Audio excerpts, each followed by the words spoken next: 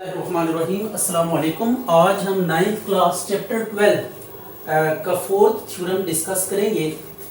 इसमें हमने जो स्टेटमेंट है इसको पहले डिस्कस कर लेते हैं कि ये स्टेटमेंट क्या कह रही है। कहते हैं any point on the bisector of an angle is equidistant from its arms. Angle लेना है, उसका बाइसेक्टर ड्रॉ करना है, उस बाइसेक्टर के ऊपर कोई आर्बिट्रेरी पॉइंट लेना है, उस पॉइंट का एंगल की आर्म्स से डिस्टेंस डिटरमिन करना है। तो सबसे पहले हम एंगल को देखते हैं, उसकी आर्म्स को देखते हैं। ये आप अगर नोट करें तो आपके पास ये दो आर्म्स हैं, दो रेज हैं, ये एक रे, ये दूसरी रे, इनके बीच में एक एंगल फॉर्म हो रहा है। This one is the angle. अब ये एंगल है आपके पास और एक ये आर्म है एंगल की और एक ये आर्म है। ये दो आर्म्स हैं एंगल की, एक को हम ओ ए का नाम दे देते हैं और दूसरी को ओ बी का नाम दे देते हैं। ये आर्म्स आ गई है। तो यहां पे बात आ रही है equidistance from its arms. Arms mean angle की आर्म्स। अब हमने करना है इस एंगल का बाइसेक्टर ड्रॉ करना है। तो जब भी किसी एंगल का बाइसेक्टर ड्रॉ करेंगे तो वो आपके पास क्या होगी, एक रे होगी। तो ये आपके पास एक रे है जो इस एंगल को दो इक्वल पार्ट्स में डिवाइड करेगी। इसको OM का नाम दे देते हैं। इस एंगल को ये दो इक्वल पार्ट्स में डिवाइड करेगी। मीन टू से जितना एंगल यहां से यहां तक होगा उतना ही एंगल इन दो के बीच में होगा। मीन टू से angle BOM, measurement angle BOM would be equal to measurement angle MOA। ये दो एंगल्स इक्वल हो जाएंगे। राइट हो गया। तो जब हमने MOM वाली रे ड्रॉ की तो इन सच अ वे ड्रॉ की कि जो प्रीवियस एंगल था आपके पास ये दो सब एंगल्स में डिवाइड हो गया और ये दोनों एंगल्स क्या होने चाहिए, इक्वल होने चाहिए मैग्नीट्यूड वाइज। तो एट दैट मोमेंट हम OM वाली रे को कहेंगे कि ये एंगल बाइसेक्टर है। राइट हो गया। तो we can write over here कि OM is angle bisector of measurement angle. What is angle? AOB। अच्छा, तो एंगल बाइसेक्टर, ये आपके पास जो रे OM नजर आ रही है ये क्या कर रही है, OB और OA जो आर्म्स हैं उनके बीच में जो एंगल बन रहा है उस एंगल को ये बाइसेक्ट कर रहा है।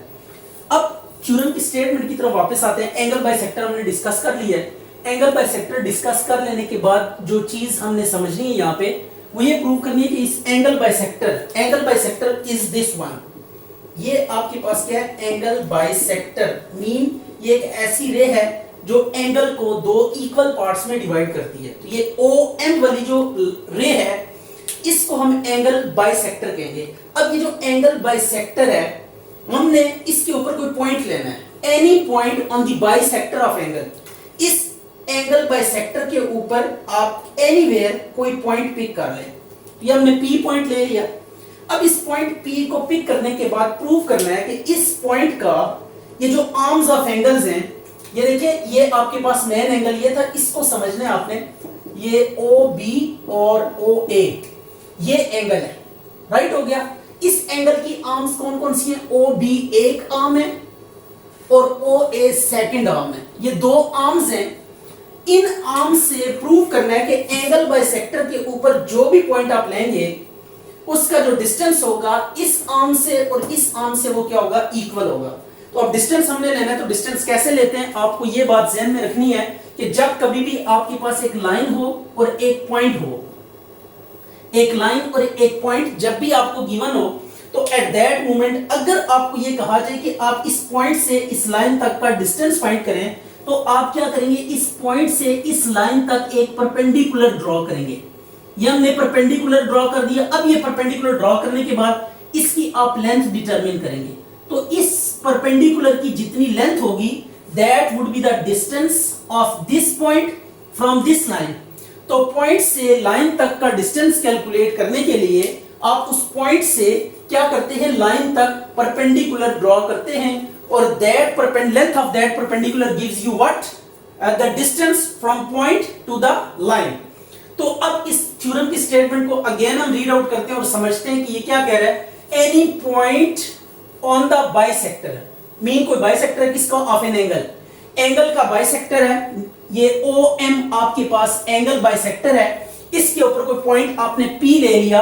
अब प्रूव करना है कि इस पॉइंट का आर्म्स ऑफ द एंगल से जो डिस्टेंस होगा, आर्म कौन कौन सी है, OA एक आर्म है और OB दूसरी आर्म है, P का इससे डिस्टेंस और P का इससे डिस्टेंस, यानी इस पॉइंट का हमने दोनों आर्म से डिस्टेंस कैलकुलेट करना है। For that sake we must draw perpendicular from point P to this arm, इस आर्म पे भी हम एक परपेंडिकुलर ड्रॉ करेंगे और OA वाली आर्म पे भी हम पॉइंट P से परपेंडिकुलर ड्रॉ करेंगे। तो दीज परपेंडिकुलर्स को लेकर हमने करना कुछ यूं है कि लेंथ कैलकुलेट करनी है, प्रूव ये करना है कि ये जो हमने परपेंडिकुलर ड्रॉ किया P से, इसको हम PQ का नाम दे देते हैं और इसको PR का। तो प्रूव ये करना है कि PQ की जितनी लेंथ होगी उतनी ही PR की भी लेंथ होगी। तो ये हमने प्रूव करना है कि PQ और PR लेंथ वाइज इक्वल होंगे, मतलब P से जितना डिस्टेंस पहली वाली आर्म का होगा उतना डिस्टेंस आपके पास सेकंड वाली आर्म का होगा। तो अब हम थ्योरम के मेन कॉन्टेक्स्ट की तरफ आते हैं, इसका देखते हैं प्रूव कैसे करना है। चीजें इसके जितने भी एलिमेंट्स इसमें यूज हो रहे हैं वो सारे आपके साथ डिस्कस कर दिए हैं। अब हम इस थ्योरम को फाइनल शेप देते हैं। तो सबसे पहला काम हमने ये करना होता है, any point on the bisector of angle. यहां तक जो चीज आपके पास होती है वो गिवन होती है, इससे पहले जो स्टेटमेंट है वो गिवन है। एनी पॉइंट आपके पास पॉइंट है किसके ऊपर, on the bisector of angle, कोई एंगल है उसका बाइसेक्टर है उसके ऊपर एक पॉइंट है। तो ये देखें, अब point P is on OM। OM क्या है यहाँ पे, ये OM हमने जो ड्रॉ किया हुआ है, it is the bisector of angle AOB। ठीक है, AOB ये जो एंगल है आपके पास, दिस एंगल, इस एंगल का हमने क्या किया, परपेंडिकुलर बाइसेक्टर लिया है। We have taken the perpendicular bisector of angle AOB और फिर उस बाइसेक्टर के ऊपर कोई पॉइंट P हमने पिक कर लिया। अब ये करने के बाद, ये this one was the given, इसको हमने मेंशन कर दिया कि आपके पास पॉइंट P है किसके ऊपर, एंगल बाइसेक्टर के ऊपर, और एंगल कौन सा, AOB, यानी OA और OB वाली जो आर्म्स हैं उनके बीच में जो एंगल बन रहा है उसका बाइसेक्टर। अब प्रूव क्या करना है, प्रूव ये करना है कि जो पॉइंट P हमने लिया है इसका OB वाली आर्म से जितना डिस्टेंस होगा और P का OA वाली आर्म से जितना डिस्टेंस होगा, ये बोथ डिस्टेंसेस क्या होंगे, इक्वल होंगे, मतलब PQ would be equal to PR। तो P इज इक्वी डिस्टेंस, या इसको हम वर्डिंग में ऐसे लिख सकते हैं कि P is equidistance from OA and OB, arms OA and OB से P का डिस्टेंस क्या है, सेम है। तो अब हम कर लेते हैं कि देखिए हमने डिस्टेंस फाइंड करना है P पॉइंट का आर्म्स OA और आर्म्स OB से। P का हमने डिस्टेंस कैलकुलेट करना है आर्म OA और आर्म OB से।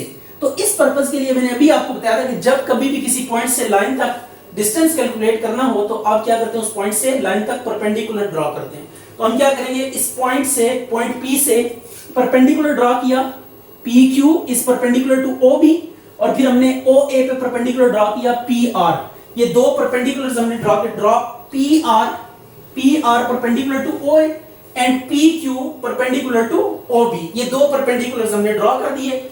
अब आप नोट करें, आपको दो ट्राइंगल्स यहां पे नजर आ रही हैं, ये एक ट्राइंगल है, ये ट्राइंगल है, और the second one is OPQ।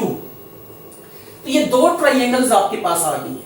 तो जब कभी भी डिस्क्रिप्टिव ज्योमेट्री में लेंथ से रिलेटेड या एंगल से रिलेटेड कोई प्रूव करना हो तो मोस्ट ऑफ द केसेस में हम ट्राइंगल्स का रेफरेंस लेते हैं। और ट्राइंगल्स का कौन सा रेफरेंस लेते हैं, हम कंग्रुएंट ट्राइंगल्स लेते हैं और उनसे हम जो भी चीज प्रूव करनी होती है प्रूव कर लेते हैं। ये दो ट्राइंगल्स हैं हमारे पास, तो देखते हैं कौन कौन सी ट्राइंगल्स हैं। ट्राइंगल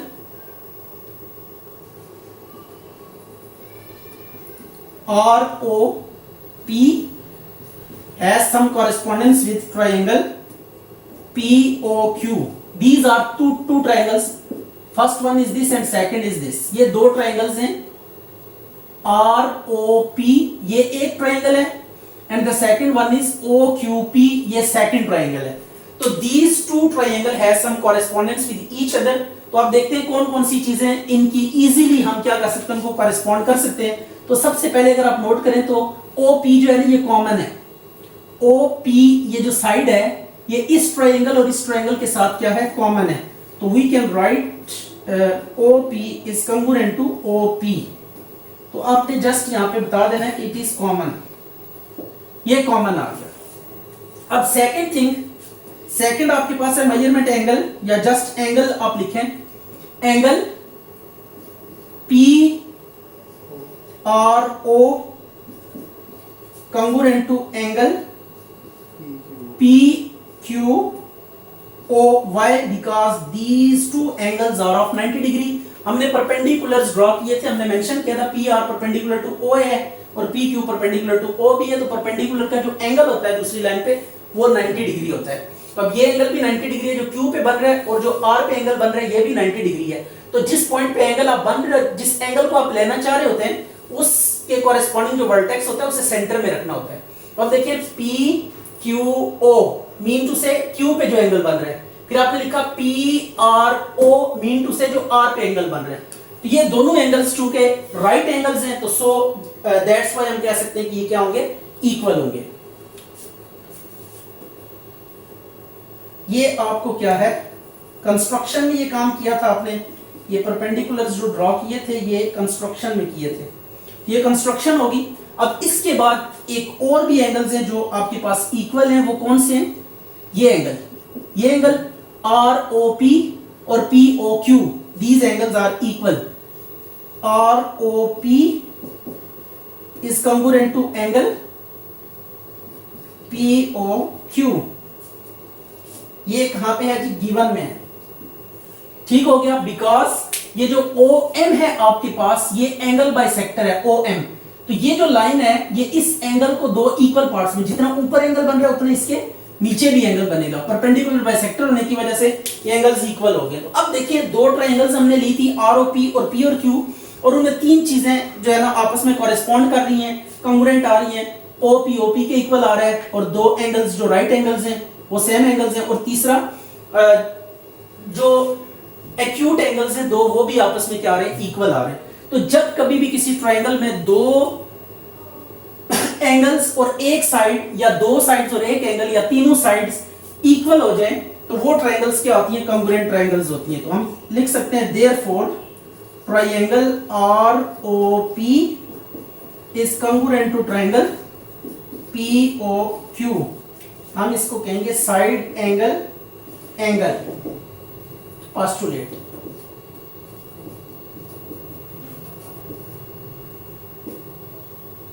ये साइड एंगल पोस्टुलेट है, या ASA पोस्टुलेट है, angle side angle postulate.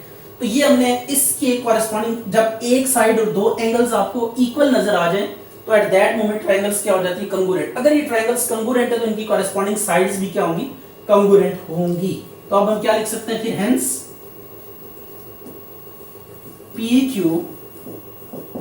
is congruent to PR, corresponding sides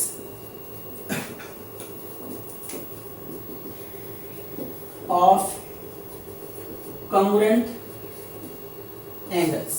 ये corresponding sides कैसे हैं, इसको जरा नोट कर लेते हैं। देखें ये इस एंगल के ऑपोजिट साइड है, इस एंगल के ऑपोजिट ये साइड है।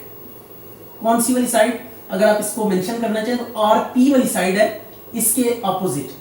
ऑन द सेम वे आपके पास ये जो एंगल है,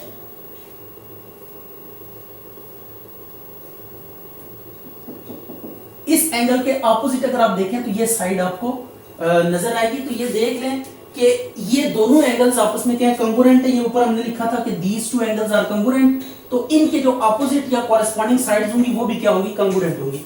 जो एंगल्स कंग्रुएंट होते हैं उनके कॉरेस्पॉन्डिंग जो साइड्स होती हैं वो भी क्या होती हैं, कंग्रुएंट होती हैं। तो ये थ्योरम यहाँ पे कंप्लीट हो गया। तो अब इसका हम कन्वर्स डिस्कस करेंगे कि उसमें क्या है, रिवर्स हो जाएगा काम, कि अगर आपके पास ये लेंस इक्वल है तो उनके ऑपोजिट एंगल्स क्या हो जाएंगे, इक्वल हो जाएंगे। अच्छा जी, अब ये कन्वर्स है जो प्रीवियस थ्योरम हमने डिस्कस किया उसका। इसमें अब क्या हो गया, any point inside an angle equi distance from its arms is on the bisector of it. आपके पास ये देखिएगा कि कोई एंगल है ऑन द सेम सेंस, ये आपके पास एंगल कहीं पे भी आप फॉर्म कर सकते हैं, ये एंगल है। अब इस एंगल पे आपने एक पॉइंट लेना है, और पॉइंट कैसे लेना है, that point must be equi distant from these two arms. ये एक आर्म है OA और दूसरा आर्म है OB। आपने पॉइंट इस एंगल के ऊपर लेना है इन सच अ वे कि उस पॉइंट का जो डिस्टेंस है वो दोनों आर्म से क्या होना चाहिए, एक जितना। जो डिस्टेंस मैंने आपको भी बताया कि ये पॉइंट P अगर आप ले रहे हैं तो इस पॉइंट का हमने आर्म OA से डिस्टेंस अगर कैलकुलेट करना है तो आप क्या करेंगे, यहां से एक परपेंडिकुलर ड्रॉ करेंगे। ये परपेंडिकुलर ड्रॉ कर दिया। बिल्कुल इसी पैटर्न पे P से अगर आप OB वाली आर्म का डिस्टेंस कैलकुलेट करना चाहते हैं तो you must have to draw a perpendicular. ये परपेंडिकुलर आप ड्रॉ करेंगे, इसको हम Q का नाम दे देते हैं और इसको R का नाम दे देते हैं। ये परपेंडिकुलर्स ड्रॉ किए। अब हमने प्रूव ये करना है, ये जो परपेंडिकुलर्स हैं इन परपेंडिकुलर्स को हमने कहा कि ये इक्वी डिस्टेंस है, इनकी लेंथ सेम है। PQ is equal to PR, ये गिवन है आपको। Any point inside an angle equidistant from its arms. Angle पे आपने पॉइंट लेना है इन सच अ वे कि आर्म से उसका डिस्टेंस क्या हो, सेम हो। तो वो P पॉइंट हमने लिया है और OA वाली आर्म से और OB वाली आर्म से इस पॉइंट का डिस्टेंस सेम है, परपेंडिकुलर डिस्टेंस सेम है। तो प्रूव ये करना है कि this point must lies on the bisector of that angle. ये जो एंगल बन रहा है O पे, इस एंगल का जब आप बाइसेक्टर ड्रॉ करेंगे तो ये इस एंगल के बाइसेक्टर के ऊपर पॉइंट लाई करेगा। राइट हो गया। तो अब हम क्या करेंगे, हमने करना कुछ यूं है कि इस O को पॉइंट P से क्या कर देंगे, ज्वाइन कर देंगे। ये हमने ज्वाइन कर दिया। तो अगेन देखें हमने जो मेथोडोलॉजी फॉलो, तो P पॉइंट है आपके पास which is equidistance from the arm OB and arm OA। तो अब इस पॉइंट को प्रूव करना है कि ये परपेंडिकुलर बाइसेक्टर के ऊपर लाई करेगा। तो अब हमने ये P को O से ज्वाइन कर दिया, एंगल बाइसेक्टर है, सॉरी ये क्या है, एंगल बाइसेक्टर। तो प्रूव ये करना है कि जो OP वाली आपके पास लाइन सेगमेंट है ये इस एंगल को दो इक्वल पार्ट्स में डिवाइड करेगी। मीन टू से कि आपने इस एंगल को और इस एंगल को क्या प्रूव करना है कि ये दोनों एंगल्स इक्वल होंगे। तो अब इन दोनों एंगल्स को इक्वल प्रूव करने के लिए हमने कुछ यूं किया कि P को O से ज्वाइन किया, कंस्ट्रक्शन कर दी। अब फिर दो ट्राइंगल्स हैं हमारे पास। अब इन ट्राइंगल्स में आपने एक बात ध्यान में रखनी है कि पिछले क्वेश्चन में जो गिवन था वो अब टू प्रूव हो गया और जो टू प्रूव था वो गिवन बन गया। कन्वर्स में यही होता है कि टू प्रूव और गिवन इंटरचेंज हो जाते हैं। तो अब इसमें दो ट्राइंगल्स को कंग्रुएंट प्रूव करेंगे, फिर उनकी जो कॉरेस्पॉन्डिंग चीजें होंगी वो क्या हो जाएंगी, कंग्रुएंट हो जाएंगी। तो स्टेटमेंट और ये आ गई आपके पास रीजंस। तो फर्स्ट ऑफ ऑल हम लिखेंगे triangle ORP has correspondence with triangle OPQ। अब बिल्कुल उसी तरह OP कंग्रुएंट है OP के, why? Because it is common. And the rest one, ये आपको दिया हुआ है PQ is congruent to PR। ये perpendicular bisectors हैं और ये कहाँ पे लिखा हुआ है, गिवन में लिखा हुआ है। ये गिवन से हमने as it is पिक कर लिया। And the third thing is कि measurement angle POR equal है measurement angle, सॉरी R पे एंगल बन रहा है, R वाला एंगल 90 डिग्री कहां पे एंगल बन रहा है, R पे। तो PRO is equal to PQO which is 90 degree. ये राइट एंगल है। ये कहां पे गिवन है, ये भी हमने गिवन में लिखा हुआ है। तो आप इसको भी गिवन के खाते में डाल दें। अच्छा, ये एंगल PRO, R पे जो एंगल बन रहा है ये भी 90 डिग्री है और Q पे, क्योंकि ये P से हमने OB पे परपेंडिकुलर ड्रॉ किया था PQ, और इसी तरह P से हमने OA आर्म पे परपेंडिकुलर ड्रॉ किया था PR। तो ये एंगल 90 डिग्री होने की वजह से इक्वल हो गए। अब आप देख सकते हैं कि एक साइड, दो साइड्स और एक एंगल्स के आगे इक्वल आ गए। जब भी दो ट्राइंगल्स में दो साइड्स और एक एंगल इक्वल आ जाए, या एक साइड और दो एंगल्स या तीनों साइड्स इक्वल आ जाए, वो ट्राइंगल्स क्या हो जाती हैं, कंग्रुएंट ट्राइंगल्स हो जाती हैं। अच्छा, एक बात आपने याद रखनी कि अगर दो ट्राइंगल्स के तीनों एंगल्स सेम आ जाएं तो एट दैट मोमेंट उन ट्राइंगल्स को हम क्या कहते हैं, सिमिलर ट्राइंगल्स कहते हैं। तो अब आपके पास ये चीज आ गई। अब हमने यहां से क्या लिखना है, therefore triangle ORP is congruent to triangle OPQ। तो ये आपके पास साइड साइड SAS पोस्टुलेट इसको कह सकते हैं, साइड एंगल साइड पोस्टुलेट।